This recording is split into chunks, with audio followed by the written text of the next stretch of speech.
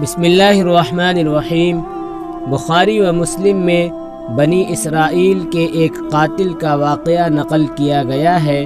حضور اکرم صلی اللہ علیہ وسلم نے اللہ تعالیٰ کے یہاں توبہ کی قبولیت سے متعلق صحابہ کرام رضوان اللہ تعالیٰ علیہم اجمعین کے سامنے بنی اسرائیل کے ایک قاتل کا نہایت خوبصورت اور ایمان افروز واقعہ بیان فرمایا کہ بنی اسرائیل میں ایک شخص چوری، ڈکیتی اور قتل میں بہت مشہور تھا اور نہایت معمولی بات پر کسی کو قتل کر دیتا تھا۔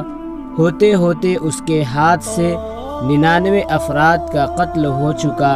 اس کے بعد اس کے دل میں احساس پیدا ہوا کہ مجھے بھی تو اللہ تعالیٰ کے یہاں جانا ہے۔ چنانچہ یہ فکر بڑھتا رہا اور لوگوں سے معلومات کرتے ہوئے سرگرداں پھرنے لگا کہ کیا میری توبہ قبول ہو سکتی ہے یا نہیں۔ کسی عالم شخص سے ملاقات کی فکر ہوئی تو معلوم کیا جائے کہ ایسے شخص کی توبہ قبول ہو سکتی ہے یا نہیں۔ لوگوں نے ایک عابد شخص کے پاس جانے کا مشورہ دیا۔ اس شخص نے اس کے پاس جا کر مسئلہ معلوم کیا کہ کیا میری توبہ قبول ہو سکتی ہے اور کیا میری مغفرت ہو سکتی ہے، جبکہ میں نے 99 انسانوں کی جان مار دی ہے۔ تو اس عابد کو مسئلہ معلوم نہیں تھا، تو اس نے اپنی عقل سے قیاس آرائی کی کہ جو آدمی 99 انسانوں کی جان مار سکتا ہے اس کی مغفرت کہاں سے ہوگی۔ چنانچہ اس نے کہہ دیا تیری توبہ قبول نہیں ہوگی۔ تو اس شخص نے غصہ اور جلال میں آ کر اس کو بھی قتل کر کے 100 پورے کر دیے کہ جب میری توبہ قبول نہیں ہوتی ہے تو لاؤ تجھے بھی ختم کر کے 100 پورے کر دیتا ہوں۔ چنانچہ اس نے 100 پورے کر دیے، مگر اس کے دل میں تردد باقی رہا کہ میری مغفرت کی کوئی شکل ضرور ہوگی۔ اس لیے اس نے لوگوں سے پھر معلومات کا سلسلہ جاری کر دیا کہ روئے زمین میں سب سے بڑا عالم کون ہے، اس سے جا کر کے معلوم کروں گا، وہ یہ مسئلہ بتا سکتا ہے۔ آخر لوگوں نے اس کو بتلایا کہ فلاں جگہ ایک عالم رہتا ہے، اس سے جا کے معلوم کرو۔ چنانچہ اس نے اس عالم صاحب کے پاس جا کر اپنی زندگی کی کارگزاری سنائی اور 100 آدمیوں کو کس طرح سے قتل کیا ہے سارا کارنامہ سنا کر معلوم کیا کہ اب بتلائیے کہ میری توبہ قبول ہو سکتی ہے یا نہیں۔ کیا اللہ تعالیٰ کے یہاں مجھ جیسے گنہگار کے لیے بھی مغفرت کا کوئی خانہ ہے؟ تو اس عالم صاحب کو چونکہ علم تھا، اس نے بتلایا کہ تیرے گناہ معاف کرنے میں اللہ تعالیٰ کے یہاں کیا رکاوٹ ہے۔ اللہ تعالیٰ کی رحمت کا سمندر تو تجھ جیسے گنہگاروں کے گناہوں سے بہت بڑا اور بہت وسیع ہے۔ چنانچہ اس عالم صاحب نے مشورہ دیا کہ تم فلاں جگہ سفر کر کے جاؤ، وہاں کچھ اللہ تعالیٰ کے بندے رہتے ہیں، ان کا مشغلہ صرف اللہ تعالیٰ کی عبادت ہے، ان کے ساتھ مل کر اللہ تعالیٰ کی عبادت کرو اور نادم ہو کر اپنے گناہوں کی معافی مانگو، انشاءاللہ تمہاری مغفرت ہو جائے گی۔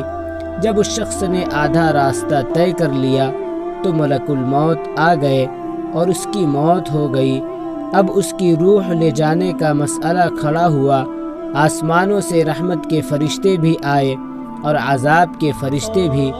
رحمت کے فرشتے کہنے لگے اس کی روح لے جانے کا حق ہم کو ہے، اس لیے کہ یہ سچے دل سے تائب ہو کر عبادت کے لیے جا رہا ہے۔ اور عذاب کے فرشتے کہنے لگے کہ اس کی روح لے جانے کا حق ہم کو ہے، اس لیے کہ اس شخص نے کبھی کوئی نیک کام نہیں کیا ہے، پوری زندگی معصیت میں گنوا دی ہے۔ اسی دوران آسمانوں سے آدمی کی شکل میں ایک فرشتہ آیا۔ بعض روایات سے معلوم ہوتا ہے کہ یہ آنے والا فرشتہ حضرت جبرائیل علیہ السلام تھے۔ چنانچہ اس فرشتے نے تشریف لا کر ان دونوں طرح کے فرشتوں کے درمیان یہ فیصلہ کیا کہ دونوں طرف کی مسافت ناپ کر کے دیکھ لو کہ جہاں سے آ رہا ہے وہاں کی مسافت قریب ہے یا جہاں جا رہا ہے وہاں کی مسافت، لہٰذا جہاں کی مسافت قریب ہو اس شخص کو وہاں والوں میں شمار کر دیا جائے۔ چنانچہ دونوں طرف کی زمین ناپ کر دیکھی گئی تو جہاں جا رہا تھا وہاں کی مسافت جہاں سے آ رہا تھا اس کے مقابلہ میں صرف ایک بالشت قریب ہے۔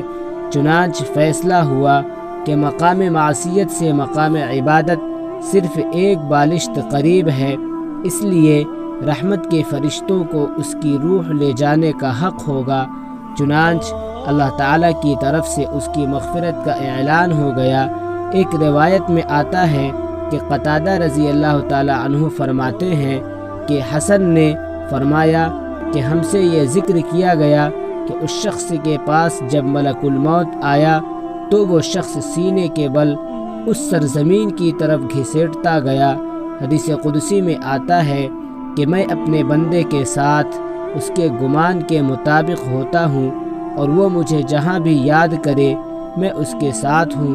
بخدا اللہ تعالیٰ اپنے بندے کی توبہ سے اس سے زیادہ خوش ہوتا ہے جتنی خوشی تم میں سے کسی ایسے شخص کو ہوتی ہے جس کا جانور بیابان میں گم ہو کر پھر اسے مل جائے، اور جو شخص ایک بالشت میری طرف آتا ہے میں ایک ہاتھ اس کے قریب ہو جاتا ہوں، اور جو شخص ایک ہاتھ میرے قریب آتا ہے میں اس کے ایک پھیلائے ہوئے دونوں ہاتھوں کے درمیان کی مسافت قریب ہو جاتا ہوں، اور جب وہ میری طرف چل کر آتا ہے تو میں اس کی طرف دوڑ کر آتا ہوں۔ معلوم ہوا کہ انسان جب بھی سچے دل سے توبہ کرے گا تو اللہ تعالیٰ ضرور قبول فرمائیں گے۔ یہ واقعہ خصوصاً ان حضرات کے لیے حوصلہ افزائی اور معاونت کا سبب ہے جو کہ بڑے بڑے گناہ کر کے اب مایوسی کی زندگی گزار رہے ہیں، کیونکہ شیطان انہیں مایوس کرتا ہے۔